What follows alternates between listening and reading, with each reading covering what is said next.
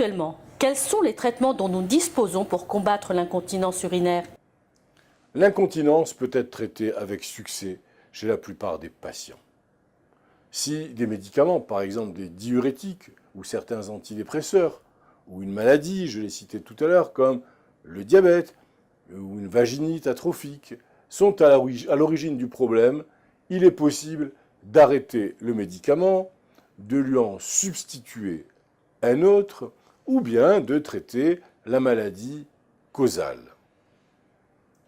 Dans le cas de personnes atteintes de problèmes psychologiques graves, type démence, ou bien de la maladie d'Alzheimer, par contre, il n'est pas toujours possible ou facile de traiter l'incontinence. Dans de tels cas, le port de sous-vêtements appropriés ou l'utilisation de bassins hygiéniques ou de sondes urinaires, ce sont des tubes flexibles qui canalisent l'urine, est parfois utile et nécessaire. Les options de traitement varient selon le type et la cause de l'incontinence. Et parmi celles-ci, on retrouve les exercices du plancher pelvien ou exercices de Kegel. Ces exercices sont d'un grand secours pour les patients souffrant d'incontinence d'effort ou d'impériosité. Ils visent particulièrement les muscles du plancher pelvien. En contractant les muscles qui soutiennent la vessie, vous allez fortifier et resserrer l'orifice de la vessie.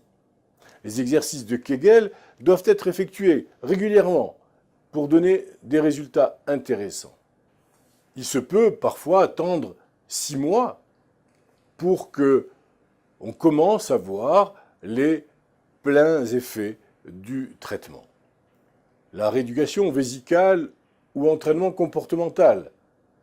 Ça aussi, c'est un traitement qui peut être utile pour les personnes souffrant d'incontinence, d'effort ou d'impériosité.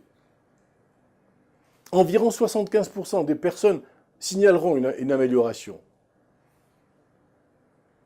Vous allez apprendre à contrôler l'évacuation de l'urine et acquérir des habitudes vésicales au cours d'un programme d'entraînement pouvant durer de quelques semaines à quelques mois. L'entraînement consistera à apprendre à se retenir pendant des périodes plus en plus longues avant d'uriner et à uriner à intervalles réguliers et à résister à l'envie urgente d'uriner. La combinaison de ces exercices dits de Kegel et du programme d'entraînement comportemental, ces deux thérapies que je viens de citer sont parfois associées à la rétroaction biologique. De tels traitements requièrent une forte détermination et un réel engagement. Mais le résultat en vaut souvent la peine. Et je vous invite à essayer, quand vous en avez besoin, de les pratiquer.